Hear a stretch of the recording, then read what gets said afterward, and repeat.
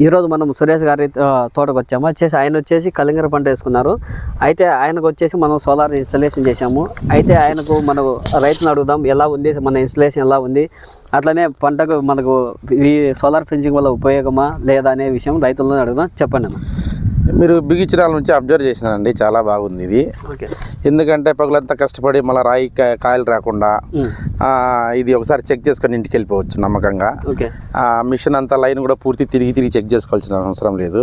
మీటర్లోనే దానికి రీడింగ్ ఉంది. ఎక్కడన్నా డ్రాప్ అవుట్ అయిందంటే అది బిలో 4-6 లో చూపిస్తుంది. చాలా తక్కువ లోకి వచ్చేస్తుంది. 4 to 6 లో బిలో ఉంటుంది, అంటే తక్కువ రీడింగ్ చూపిస్తుంది. లేదంటే నా ఫుల్ రీడింగ్ 16, 14 అబౌవ్ 16 వరకు మాక్సిమం బాగా పవర్ వస్తుంది. ఓకేనా. ఇప్పుడు మనకు చెక్ చేపిస్తారా, మనకి ఎట్లా లైన్ వస్తుంది? వైర్ సాయంతో మనం చెక్ చేసుకోవచ్చు మొదటి నుంచి. కానీ ఇంటర్ ఎక్కడైనా తోటలో లైన్ మీద ఎక్కడ చెక్ చేసుకునే ఒకటే రీడింగ్ ఉంటుంది. అది చెక్ చేసే విధానం కూడా మాకు చెప్పారు వీళ్ళు, ఈ రకంగా చెక్ చేసుకోవచ్చు అని.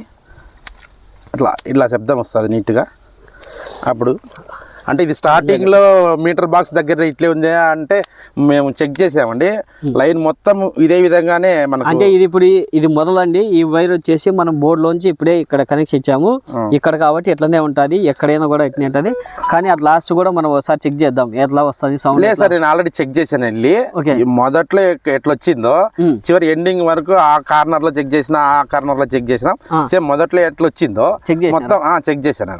ఆల్రెడీ చెక్ చేసి మనకు ఈ వైర్ సాయం లేకుండా ఇక్కడ మనకు వోల్టేజ్ కూడా డైరెక్ట్ మీటర్ లో చూపిస్తుంది. అది కూడా తెలుసు కదా మీకు? తెలుసు, చూసామండి. అది డైరెక్ట్ గా అట్లా కూడా మీరు చెప్పినట్టు చెక్ చేసాం. చాలా బాగా ఈజీగా ఉంది మాకు. మీటర్ లో నెంబరింగ్ రావడం వల్ల ఆ నెంబర్ సాయంతో ఈజీగా గుర్తించగలుగుతాం.